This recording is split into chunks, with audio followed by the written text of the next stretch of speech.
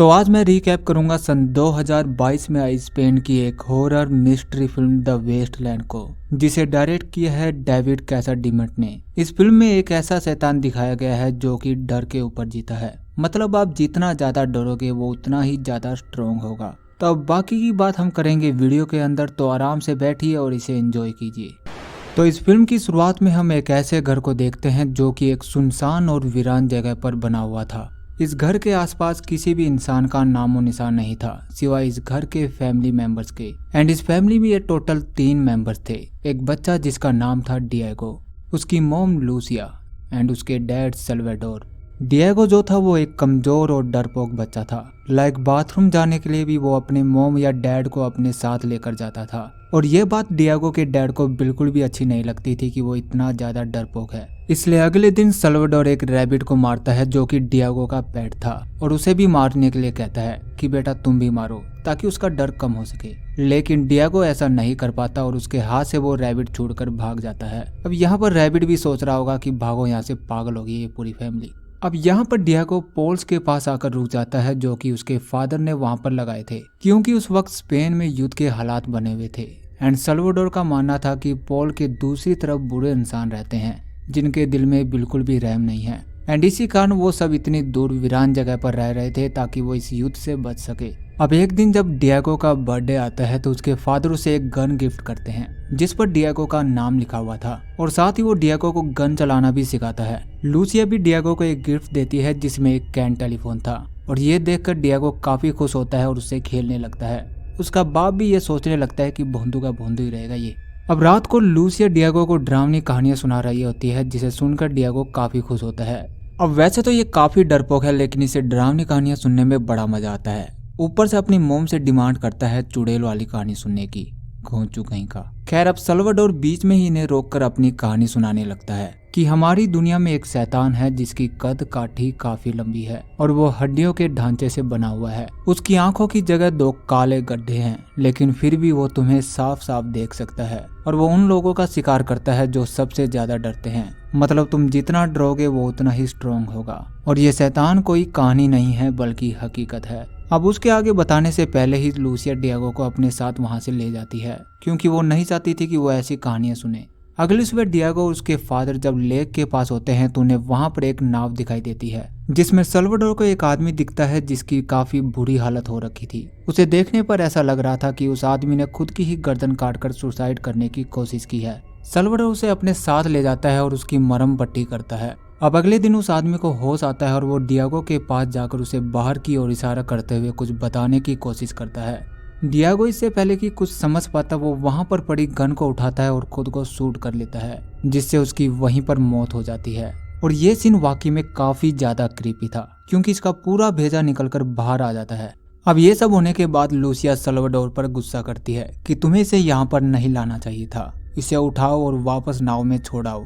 इसी बीच सल्वाडोर को उस आदमी की फैमिली फोटो मिलती है, जिसे देखकर सल्वाडोर उस आदमी की बॉडी को उसकी फैमिली तक पहुंचाने की सोचता है। अब उसी रात सल्वाडोर डिएगो को वो पूरी कहानी बताता है जो उसने अधूरी छोड़ी थी, कि सल्वाडोर के पेरेंट्स उसकी बहन को काफी परेशान किया करते थे। वो दोनों एक दूसरे को डरावनी कहानियां सुनाया करते थे ताकि उनकी हिम्मत बन सके। एक बार उसकी बहन ने पहली बार सल्वाडोर को शैतान के बारे में बताया कि वो उसे दिखाई देता है और वो दिन प्रतिदिन उसके नजदीक आता जा रहा है, लेकिन सल्वाडोर को उसकी बातों पर बिल्कुल भी यकीन नहीं होता। अगली रात उसकी बहन सल्वाडोर से कहती है कि वो शैतान उनके घर पर आ चुका है और इस वक्त वो ठीक अलमारी के पीछे है। वो सल्वाडोर से उसके रूम में ही सोने की रिक्वेस्ट करती है, लेकिन सल्वाडोर उसे डांटकर भगा देता है। अगली सुबह जब सल्वाडोर की नींद खुलती है तो वो देखता है कि उसकी बहन खिड़की के पास खड़ी थी, और थोड़ी ही देर बाद वो उसकी खिड़की से कूदकर सुसाइड कर लेती है। डिएगो अपने फादर से पूछता है कि क्या आपने उसे देखा है, यानी कि उस शैतान को, जिस पर सल्वाडोर उससे कहता है कि अगर गलती से भी तुमने उसे देख लिया तो वो तुम्हारा पीछा कभी नहीं छोड़ेगा। इसी बीच हम सल्वाडोर के हाथ पर एक घाव का निशान देखते हैं। इस घाव के निशान को ध्यान में रखना, इसके बारे में मैं आपको बाद में बताऊंगा। अगली सुबह सल्वाडोर उस आदमी की लाश को अपने घोड़े पर रखकर निकलने लगता है। लूसिया और डिएगो उसे रोकने की कोशिश करते हैं, लेकिन वो वहां से निकल जाता है, ये कहकर कि वो 2 दिन में लौट आएगा, लेकिन ऐसा कुछ भी नहीं होता। इसके बाद लूसिया और डिएगो किसी तरह अपने दिन काटने लगते हैं। अब एक दिन जब ये दोनों कैन टेलीफोन से खेल रहे होते हैं तभी अचानक ही लूसिया गन लेकर बाहर आती है और डियागो को अंदर जाने के लिए कहती है, क्योंकि उसे ऐसा लग रहा था कि वहां पर कोई उन्हें देख रहा है। रात को डियागो को एक सपना आता है जिसमें उसे अपने फादर की बहन दिखाई देती है। वो डियागो को अलमारी की तरफ इशारा करते हुए खिड़की से कूद जाती है। इसके बाद वो डियागो से कहती है कि वो आ चुका है।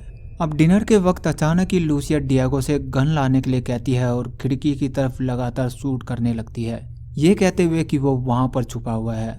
अब अगली सुबह घर से बाहर आने पर ये देखते हैं कि इनकी पूरी फसल पिछली रात के तूफान की वजह से बर्बाद हो चुकी थी और अब इनके पास खाने के लिए कुछ भी नहीं बचा था। इसलिए अब लूसिया एक रैबिट को मारकर पका लेती है, क्योंकि उसके अलावा इनके पास और कोई दूसरा ऑप्शन नहीं था। लूसिया तो ये आराम से खा लेती है, बट डियागो उसे नहीं खा पाता क्योंकि वो उसका पेट था। अब लूसिया को फिर से घर के बाहर किसी की आवाज़ सुनाई देती है। वो डियागो से कहती है कि वो पास आ चुका है। यह सुनकर डियागो उससे कहता है कि डैड की सिस्टर को भी वो दिखाई देता था, जिस पर लूसिया उससे कहती है कि वो सिर्फ मेंटली डिस्टर्ब थी और कुछ नहीं। इसके बाद रात को उन्हें फिर से दरवाजे पर नॉक की आवाज़ सुनाई देती है। लूसिया डरते हुए डियागो को दरवाज़ा खोलने के लिए कहती है। डियागो के दरवाज़ा खोलते ही वो गन शूट कर देती है, लेकिन वहाँ पर कोई भी नहीं होता। तभी लूसिया को वहाँ से घोड़ा भागते हुए दिखाई देता है, जो कि सल्वाडोर का ही घोड़ा था। ये घोड़ा भी बेचारा सोचकर भागा होगा कि पागल होगी माँ बेटे। खैर, अब इसी बीच उन्हें वहाँ पर सल्वाडोर का सामान दिखाई देता है, जिसे देखकर वो समझ जाते हैं कि वो अब लौट कर कभी नहीं आएगा। डियागो को भी अब वो शैतान दिखाई देने लगा था, लाइक अपने घर की छत पर और बाथरूम जाते वक्त। अब वैसे तो मुझे पता नहीं, लेकिन इसे देखकर तो इसकी बाथरूम जरूर निकल गई होगी। खैर, अब इस सब के बाद लूसिया घर को अंदर से पूरी तरह से बंद कर देती है। वो इतना ज़्यादा डर चुके थे कि वो घर से बाहर ही नहीं निकलते। अब लूसिया को फिर से किसी की आवाज़ सुनाई देने लगती है, जिसके बाद वो खिड़की से बाहर शूट कर देती है। लूसिया के दूसरी गोली चलाने से पहले ही डियागो उसे रोक देता है, ये कहकर कि हमारे पास अब एक ही गोली बची है और हम इसे तब चलाएंगे जब वो ठीक हमारे सामने होगा। लूसिया की हालत भी यहाँ पर अब काफ़ी ज़्यादा खराब होने लगी थी। डियागो चुपके से वो गन उठा लेता है, क्योंकि वो गोली उसे किसी भी हालत में बचा कर रखनी थी, लेकिन लूसिया उससे किसी तरह वो गन छीन लेती है। इसके बाद डियागो खुद को कमरे में बंद कर लेता है। लूसिया जब गन चेक करती है तो उसके सेल में गोली थी ही नहीं, क्योंकि डियागो ने वो गोली निकाल ली थी। अब अगले सीन में डियागो देखता है कि उसकी मोम कैन टेलीफोन पर किसी से बात कर रही थी, जिसका दूसरा हिस्सा खिड़की से बाहर था। वो डियागो को बताती है कि उसका कहना है कि वो अंदर आकर रहेगा। इसके बाद लूसिया अपने रूम में जाकर सुसाइड करने की कोशिश करती है, लेकिन डियागो ऐन मौके पर आकर उसे किसी तरह बचा लेता है। वो लूसिया को बेड से बांध देता है ताकि वो फिर से ये सब ना कर सके।